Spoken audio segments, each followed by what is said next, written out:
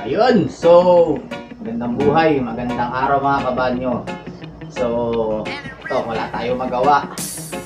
So, unboxing video naman tayo. So, ito, umorder tayo ng isang Soundpeats na run free.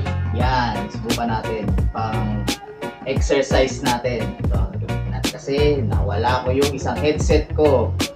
So, malas, nawala ko yung file ko na IEM. So, bumili ako ng open ear na headset.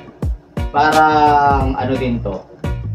Parang bone conduction. Pero, in a lower price. Saka, ayoko nung may vibrate eh. Mas gusto ko yung naka-open ba? Kaya sa naririnig mo yung surrounding mo. So, buksan natin siya.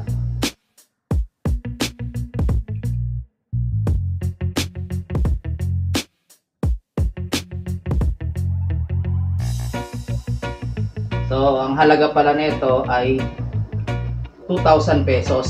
Pero, naka-discount tayo ng malaki. Dahil Ilocano tayo ay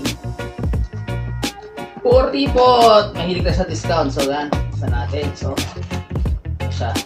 Maganda naman pagka-packaging niya. Hindi ko napapakita yung address ko. Baka sugurin ako ng mga bashers sa fans ko dito. So, yan. So, ito pinaka-mismong item niya. Yan, run free.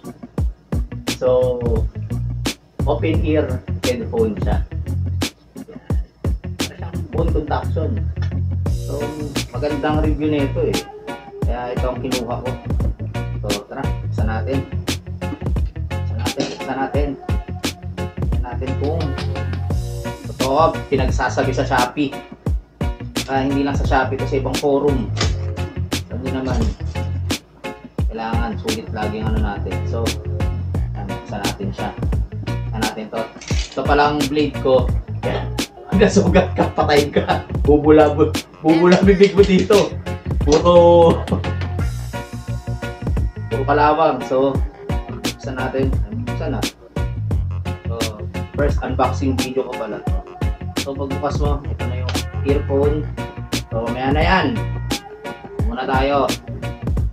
So, hindi siya chupipay in fairness So, run free na guide. Tapos ito, ano ba ito? Manual.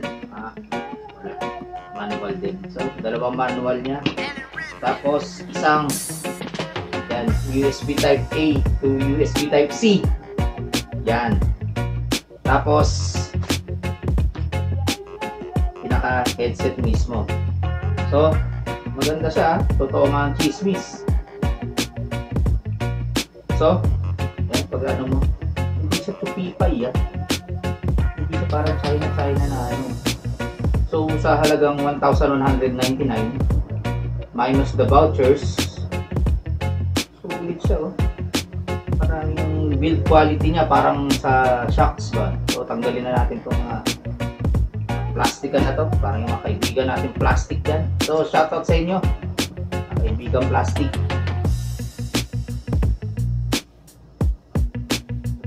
Plastic.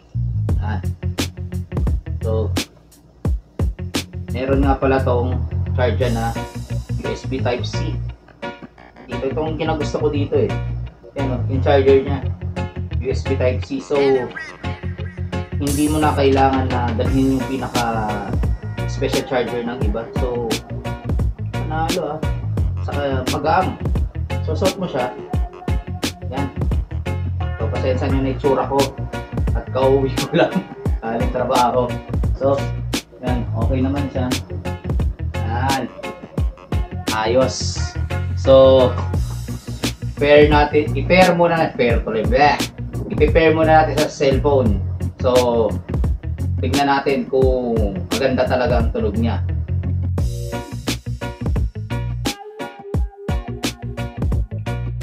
So, yun. Na-pair na natin siya sa ating cellphone na vintage. So, luma na cellphone ko. Pasensya niyo na. Ano naman. Kuripot ang ninang nyo. So, sound check natin to. Tayo, display. Internal mix tayo.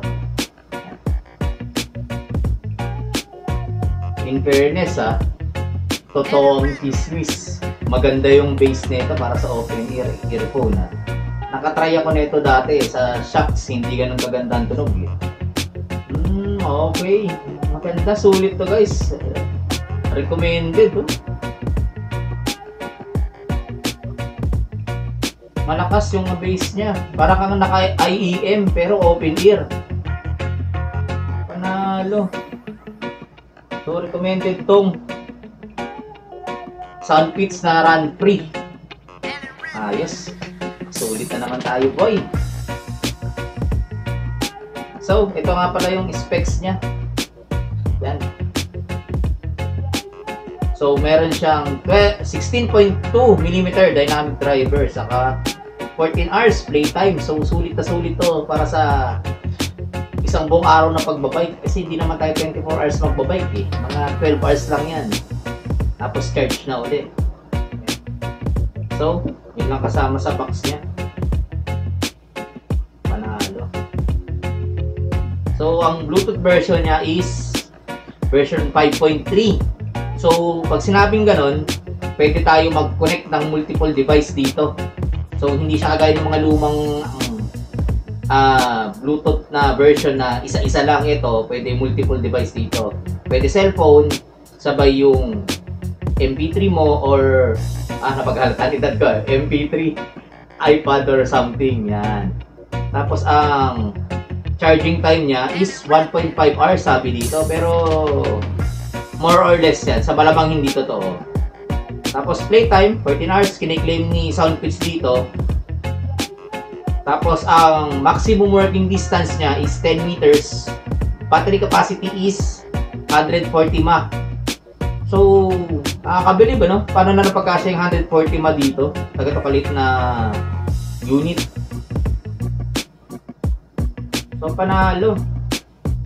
Tapos ito palang parang naka-plate sa kanya dito is parang food grade liquid silicone body.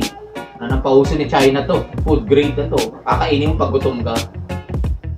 So, yun ang pinakaiba na ng run free sa run free light. Yung run free light is ano lang siya, plastic lang. Wala siyang parang coating na parang yung sinasabi na iba is masakit sa dito sa ano ng tenga pagkatagalan mong ginagamit. So ito, tatry natin ito kung hindi siya sasakit.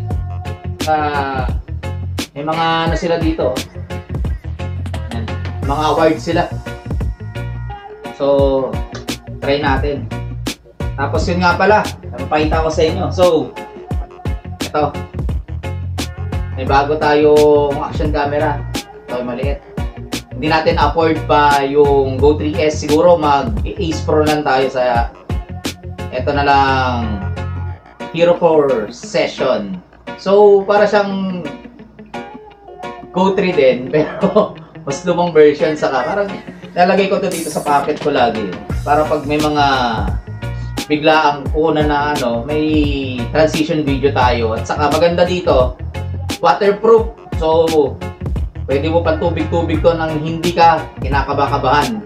Hindi ka tulad tong gamit natin ngayon na Insta360 X2 na medyo aalangan ako yung ilusong sa tubig. So far, ang ganda ng sound quality niya. Para ka naka-IEM, yung in-ear monitor yung ginagamit ko. So, dito na lang natin tapusin tong unboxing Manny Pacquiao video na to. So, huwag niyong kalimutan mag-like, share, at subscribe sa Casillas TV para mas laro tayong dumami mga kabanyo. So, hanggang sa muli! O mga isda ko, shoutout daw. O, shoutout sa mga isda ko.